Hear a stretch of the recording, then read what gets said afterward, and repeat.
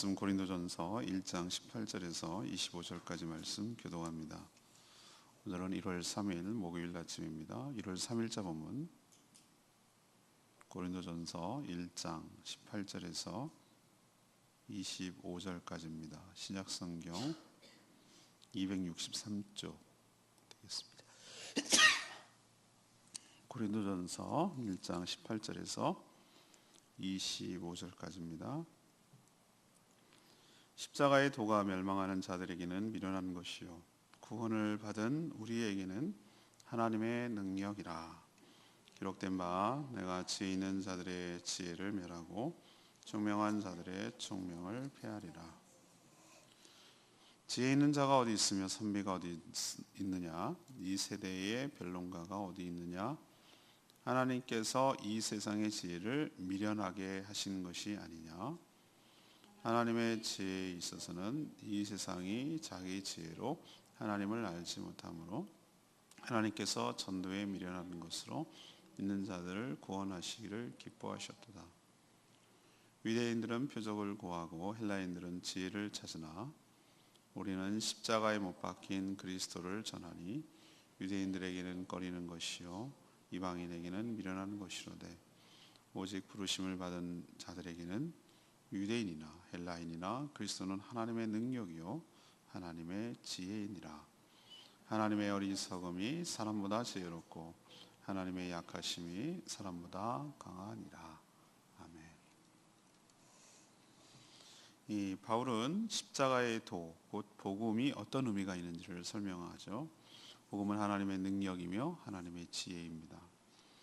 멸망하는 사람들에게는 이것이 미련해 보이지만 하나님께서 이 복음이 전파되었을 때 믿는 자를 구원하시기를 기뻐하셨다고 말합니다. 유대인들은 표적을, 헬라인들은 지혜를 찾지만 오직 복음으로만 구원을 받을 수 있기 때문에 복음은 하나님의 능력이고 하나님의 지혜인 셈입니다. 오늘 질문은 십자가의 복음, 이 십자가의 복음은 우리에게 어떤 의미가 있습니까? 이것이 오늘의 질문입니다.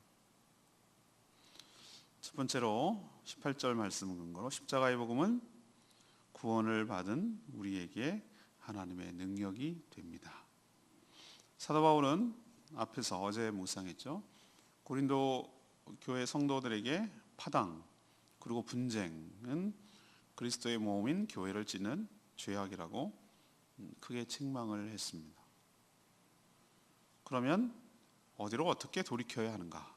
다시 십자가의 도, 곧 복음 앞에 서야 이 분쟁과 파당이 해결될 줄로 압니다. 복음은 멸망당하기로 작정된 사람에게는 미련한 것처럼 보입니다. 십자가는 극악한 죄를 저지른 죄인을 죽이는 잔인한 사형 도구였습니다.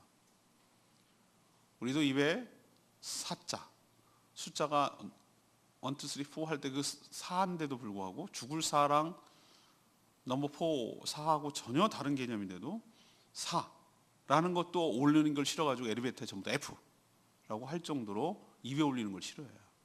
피하는 거죠. 무서운 거죠. 그런 것처럼 당시 문화권에서는 십자가라고 말하는 것조차 두렵고 입에 올리내리기 싫어하는 정도로 무서운 것이었어요. 그런데 예수라는 자가 있는데 그것도 유대인이 저 동쪽에 십자가에서 죽었는데 나의 죄를 위해서 죽었다? 이런 얘기를 들었을 때 뭐라고 대부분 생각하냐? 그게 어쩌다고? 말도 안 되는 허접한 소리처럼 들리기가 쉽습니다. 지금도 그렇지만요. 자신이 죄인이라고 생각지도 않고 내가 왜 죄인이냐고 하는 거죠. 설령 죄인이라고 하더라도 이런 이상한 방식으로 구원을 얻지 못한다라고 다들 생각해서 미련한 것이다 라고 생각을 해서 거절하고 거부했죠. 그래서 안 믿죠. 그래서 구원을 못 받죠. 그런데 거기에 하나님의 묘미, 하나님의 신비, 하나님의 비밀 이런 것들이 거기에 담겨 있는 거예요. 그걸 모르는 거예요. 어차피 내 힘으로는 구원을 받습니까? 못 받습니다. 하나님께서는 예수 그리스도가 자기 신의 아들, 그분이 너희들 위해서 십자가에 죽었다. 그래서 그 예수 그리스도를 영접하는 자, 맞아들이는 자를, 믿는 자를, 맞아들인 영접하는 게 곧 믿는 것인데, 자를 의로움의 근거로 여겨주셔서 거듭나 하나님의 자녀로 삼아주시겠다고 말한 것을 믿고 실천하고 받아들이는 자에게는 은혜로 구원을 주신 줄로 믿습니다. 지금도 똑같아요. 예수 그리스도 십자가의 복음을 전하면 이해도 일단 못하거니와 받아들이지도 않거니와 그게 뭐냐고 아주 우습게 여기는 것처럼 사람들이 반응을 해요.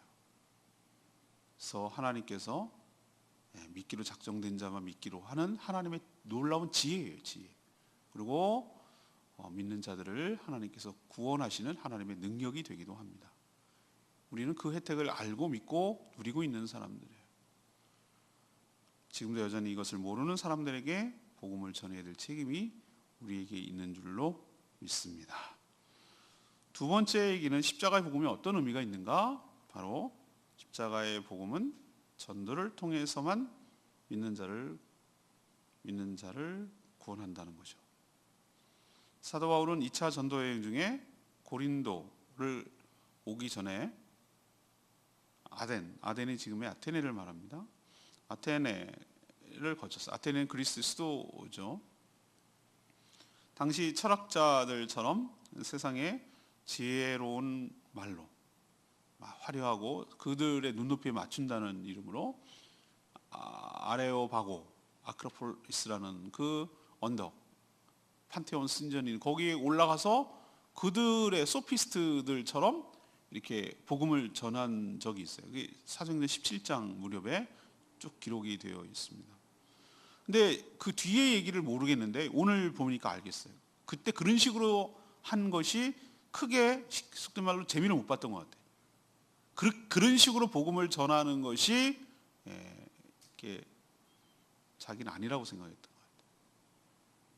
그래서 이 아테네에서 밑으로 쭉 내려와서 고린도로 내려올 때 뭐라고 그 과정에서 결심을 했냐면은 이런 식으로 사람들이 화려한 말과 웅변과 그 옛날에 그리스 철학 그 그리스 시대에서는 말 잘하고 웅변 잘하고 논리적으로 말하고 이런 사람이 이렇게 막 대우받고 돈도 벌고 이런 시대였거든요. 근데 고린도에 올 때 그런 식으로 지혜로운 말로 복음을 전하지 않기로 작심을 하고 내려왔어요. 그 얘기가 2장 이제 좀 있으면 요 주말쯤에 묵상할 텐데 그 얘기가 나와요. 2장 앞부분에. 난 그런 식으로 복음을 전하지 않기로 자기가 작심했다는 거예요. 이제 뭔가 깨달은 바가 있었던 거예요. 사도 바울. 우리가 보기에는요, 복음을 전하는 이 전도 방식도 또 내용도 상당히 미련해 보여요. 사람이 사람에게 직접 말로 전달하는 방식은 우리 생각에는 굉장히 비효율적인 것처럼 보여요. 그래서 유대인들이 기대하는 것처럼 하나님이 개입하셨다는 큰 표적을 행하면 더 잘 믿을 것 같아요. 그리고 헬라인들이 여전히 상대방의 문이 막히게 만드는 철학적이고 논리적인 지혜, 탁월한 지혜, 이렇게 하면은 더 잘 이게 먹힐 것 같아요.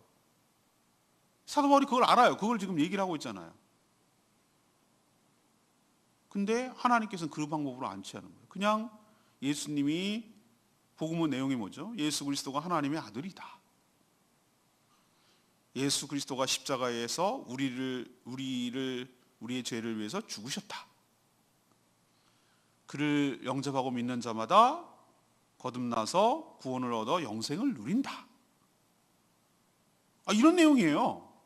여러분 뭐 별다른 복음을 믿습니까? 지금도 똑같아요. 근데 이런 얘기를 전하는데 표적을 구하고 지혜를 구하는 사람들 입장에서는 이게 정말 웃기는 거예요. 표적을 구하는 사람한테는 뭐처럼 보이죠? 미련하게 보이죠. 미련하게. 그죠? 그리고 지혜를 구하는 사람은 우습게 여겨지게 돼 있죠. 그죠? 그러면은 우리가 예수님 시대에 보면 알아요. 우리 같이 한 달이 걸러서 하는 것도 아니고 예수님 지혜의 그분이시고 말씀이신 그분이 인간이 되셔서 오셔가지고 다이렉트로 직접 전하는데 표적도 직접 행하셨어요. 그럼 예수를 믿습니까 그분들이? 유대인들이고 더구나 딴 이방인도 아니고 이방인 유대인들이? 아니요, 안 믿습니다. 사람들 웃기 굉장히 간사해요. 이렇게 하면 내가 믿을 것 같다고 보는데 안 믿어요. 믿음은 하나님의 은혜인 줄로 믿습니다. 은혜예요. 보세요, 예수님 당시에 얼마나 많은 표적을 일으켰어요. 죽은 자가, 그래서 세리요한이 의심스러워 가지고 우리가 또 기다리겠습니까? 당신이 우리가 기다리던 그분입니까? 그렇게 할 정도로 했다니까. 예수님 뭐라고 대답했어요? 내가 그다라고 직접 대답하지 않고 못 듣는 자가 듣고 못 보는 자가 듣고 못 걷는 자가 일어서고 가난한 자에게 복음을 전해지고, 그 이사야서를 인용해가지고 예수님이 얘기하셨잖아요. 얼마나 많이 이 땅에 오셔서 예수님이 귀신을 쫓아내시고 병든 자를 고치시고 죽은 자를 살리시고 오병이의 기적을 일으키시고 무리를 거리시고 수많은 표적 다 보였잖아요. 그리고 또 표적을 그래도 보여달래. 그래서 요나의 표적 얘기를 하셨어요. 요나의 표적이 뭐죠? 큰 물고기 뱃속에 요나가 3일 동안 들어가 있었지만, 아니 어떻게 물고기 속에 들어갔는데 3일 동안 사는, 말도 안 되는 얘기죠. 그런데 다시 토해내서 살았잖아요. 그것처럼 내가 다시 살게 될 것이다 라는 게 가장 큰 표적이다 라고 얘기했는데 믿습니까? 부활했다고 얘기했는데 안 믿어. 그러니까 제가 드리고 싶은 말씀은, 왜 하나님께서 사도 바울을 통해서 이 얘기를 하냐면, 유대인들은 표적을 주면 믿을 것 같은데 안 믿는다고요. 안 믿어요. 표적을 아무리, 그 뭐라고 생각하냐면은, 표적 보여주면 더 큰 표적, 이거 보여주면 또 다른 표적, 한도 끝도 없어요. 그들의 강팍하고 불신의 마음이 문제지 표적이 부족해서 못 믿는 건 아니에요. 지혜, 얼마나 탁월한 예수님의 그 비유나 산상복음의 말씀을 보면은 아주 전곡을 찌르고 핵심을 찔러내요. 그 지혜는 탐복하잖아요. 솔로몬이 가장 성경에서 지혜롭다고 말하는데 예수님한테 게임이 안 돼. 그 예수님의 여러분 지혜에 탐복하지 않습니까? 그 가늠하던 여인에게 써가지고 죄 없는 자가 돌로 치는 거 싹 말 한마디로 정리하시잖아요. 니고데모가 와서 뭘 거듭나야 되겠다 얘기를 하시잖아요. 부자 청년이 와가지고 어떻게 해야지 하늘나라 볼 수 있습니까? 네 재산 팔고 다 해라 그랬대. 못 하잖아요. 하나님 예수님이 얼마나 그분 지혜예요. 지혜 덩어리예요. 지혜의 본체라고요. 그분이 지혜라고요. 지혜라는 게 원형이 있다면 그분이 실체라고요. 그래서 그분이 얘기를 해줘도 믿습니까? 안 믿습니다. 이 강팍한 인간, 이 교만하고 이 패역한 인간들은 자꾸 표적을 구하고 자꾸 뭐 탁월한 얘기를 하면 믿을 것처럼 그러지만 절대 그렇지 않습니다. 하나님의 전적인 믿는 것은 은혜이며 주권이며 축복인 줄로 믿습니다. 그럼 어떻게 우리는 믿었지? 이렇게 똑똑한 사람이고 잘난 사람들이고 알고 아는 건 되게 많은 사람들이 어떻게 안 믿는 것을 우리는 믿게 됐죠? 복음을 전했을 때 우리는 어떻게 믿게 됐습니까? 내가 믿어준 것처럼 보입니까? 아니에요. 여기에 하나님의 신비가 있는데, 하나님의 능력, 앞에 제가 돌아가면 왜 복음은 하나님의 능력이고 지혜라고 말하냐면은, 믿기로 작정된 사람은 복음을 들었을 때 어떤 반응을 보이냐면은 자기가 믿는 것처럼 보이지만 아니요, 하나님의 제3위 성령 하나님께서 역사하시고 은혜를 베풀어 주시기 때문에 믿는 줄로 믿습니다. 보이지 않는 영이 우리에게 마음을 열고 작동시켜요. 우리 역사하신다고 하나님의 영이 우리의 마음을 열게 만들어요. 그게 믿어지도록 해요. 그리고 영접하게 만들고. 그래서 성령께서 물과 성령으로 거듭나야 된다고 하는데 거듭나게 하시고, 그래서 완전히 다른 사람으로 바뀌어지고 그것으로 출발을 해가지고 점점점 믿음이 성장하고 자라서 또 다른 사람을 낳고 복음을 전하고, 이런 식으로 와서 지금까지 복음이 전해졌기 때문에 생명이 끊어지지 않고 여기까지 온 건 아니겠습니까? 만약에 복음이 과자였고 성령이 역사하지 않았다면 이 2000년의 갭을, 2000년이라는 시간을 다 통과하면서 여기까지 이 변방의 대한민국까지 왔겠습니까? 복음이? 이건 성령이 역사하는 설명이 안 되는 거예요. 그래서 앞에 다시 돌아가면 미련해 보여요, 복음이. 그렇지만 전도를 하는 것은 비효율적으로 보여요. 이런 식으로 해서 되겠나?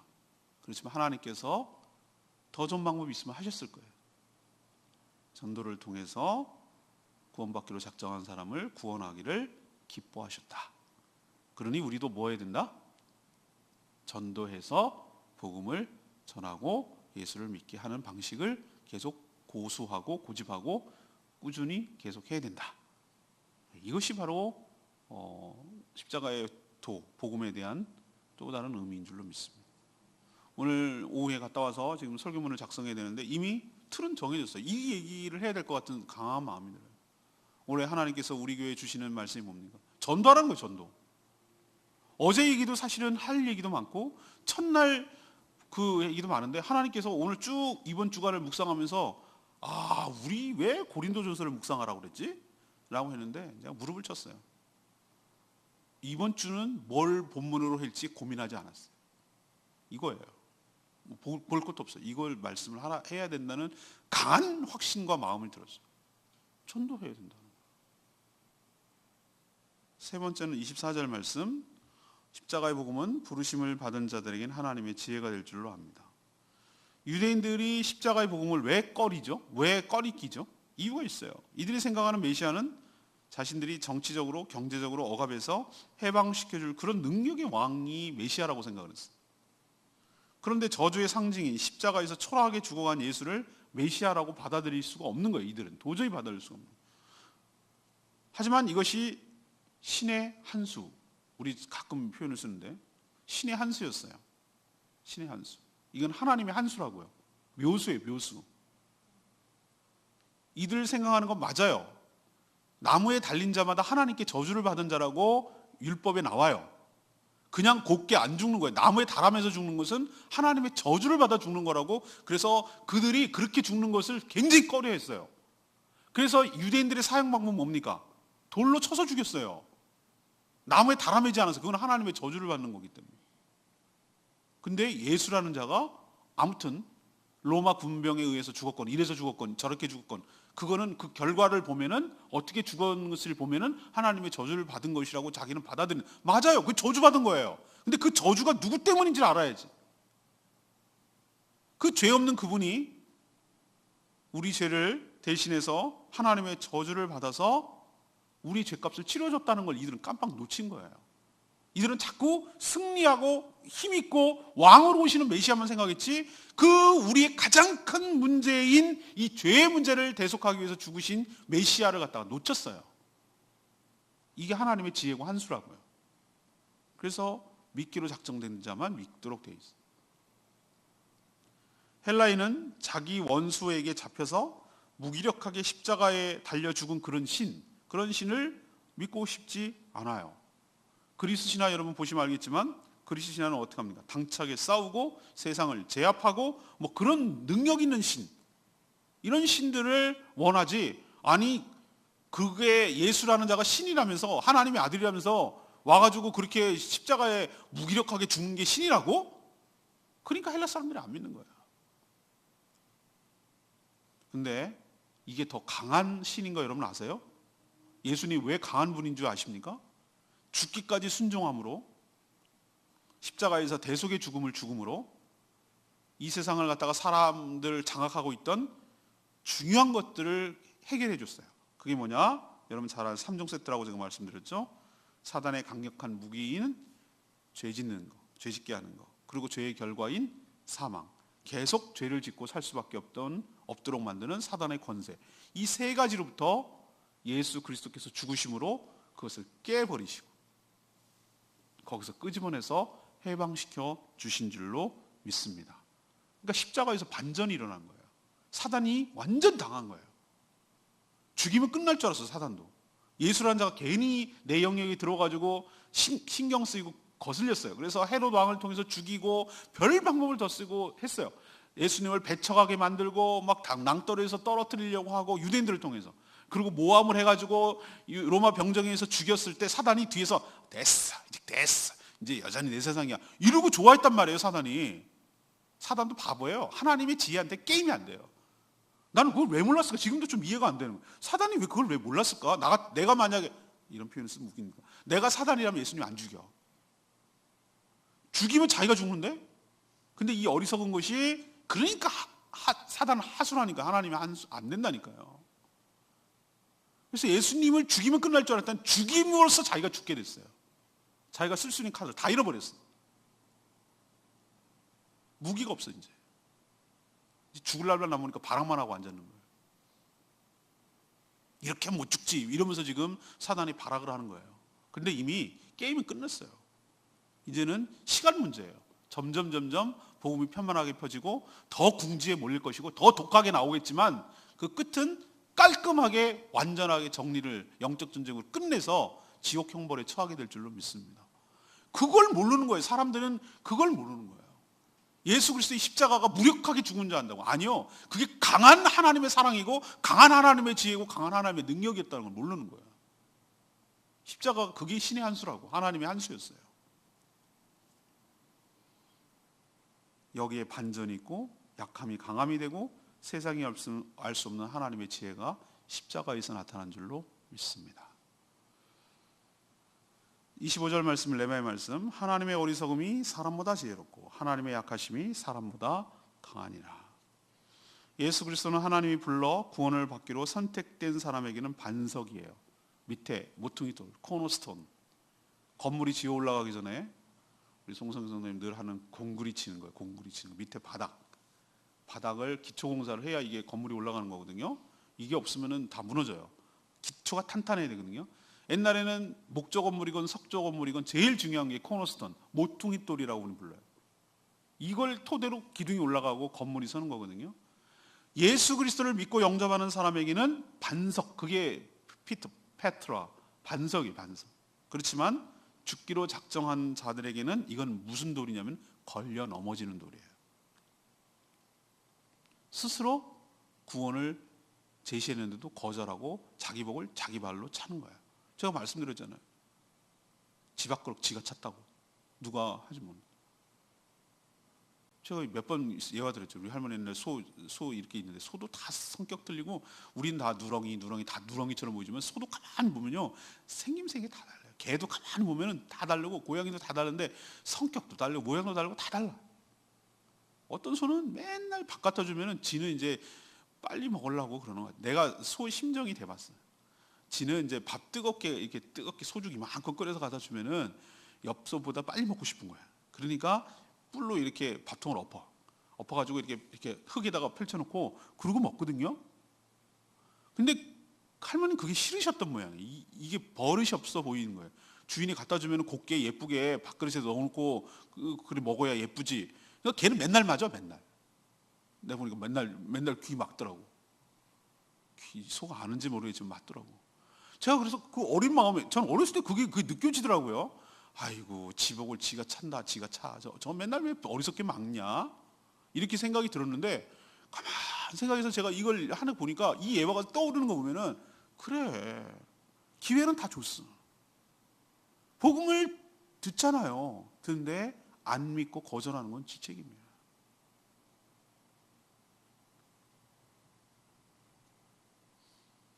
그들 눈에 보기에는 예수 그리스도의 십자가의 복음은 어리석게 보이고 약하게 보여요. 그게 뭐야?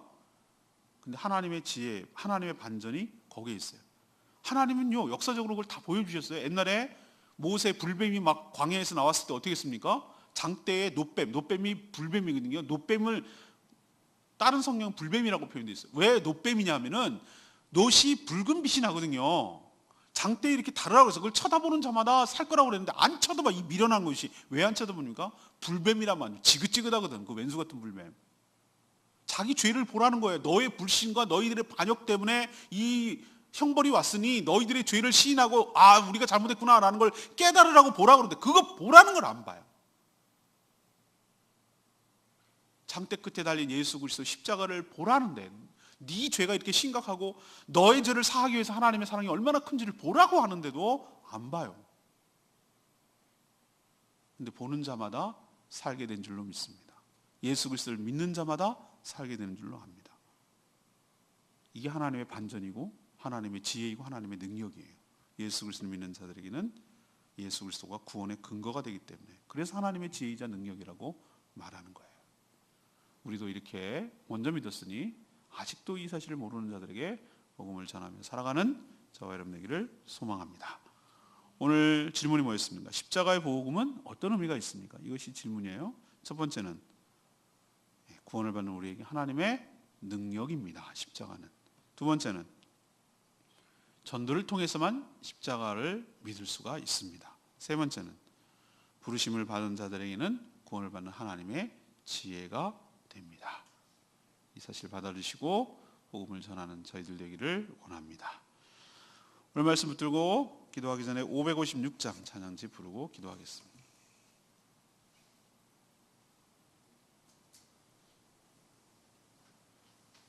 찬양지 556장 십자가 그 사랑 찬양합니다.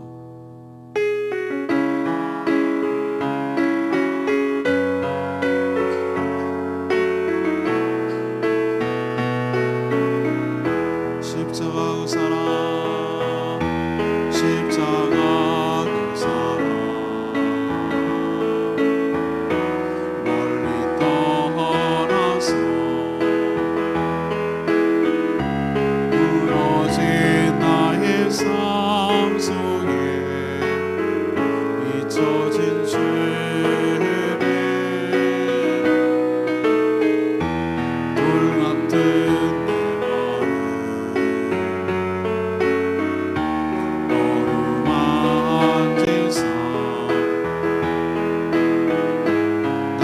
일으켜 세우신 주를 사랑합니다. 주 나를 보호하시고 날 붙드시리. 나는 외롭고 존귀한 주님의 주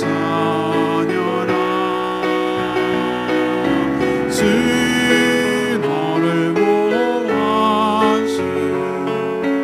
널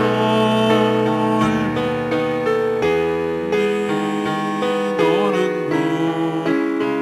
외롭고 존귀한 주의 자녀라.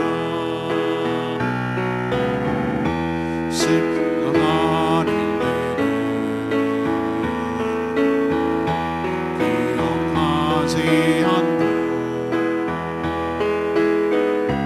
이전에 행한 모든 일 생각지 않으리. 사막의 강물과 길을 내시는 주 내 안에 세일해 하시 주만 바라봅니다. 주 나를 보호하시고 날 붙드시리. 나는 외롭고 존귀한 주님의 자녀라. 주 너를 보호하시고 널 붙드시리. 너는 외롭고 존귀한 주의 자녀라. 그렇습니다. 십자가가 두고하는 사람들은 미련하게 보이고 어리석게 보이지만 우리를 구원하신 하나님의 지혜이며 능력인 줄로 믿습니다. 이게 하나님의 반전이고 신의 한 수가 거기에 달려 있어요. 그래서 우리는 십자가를 자랑합니다. 그것 때문에 구원을 받았기 때문인 줄로 믿습니다. 우리도 여전히 잘 믿지 못하고 깨닫지 못하는 자들에게 전도의 방법으로 통하기를 원하시는 하나님의 뜻에 순종해서 복음을 전파하며 살기로 결단하며 살아가는 한 해가 되기를 소망합니다. 그렇게 살게 해달라고 나같이 주여 외치며 기도합니다. 주의 아버지 십자가 그 사랑 멀리 떠나서 무너진 나의 삶 속에 잊혀진 죄를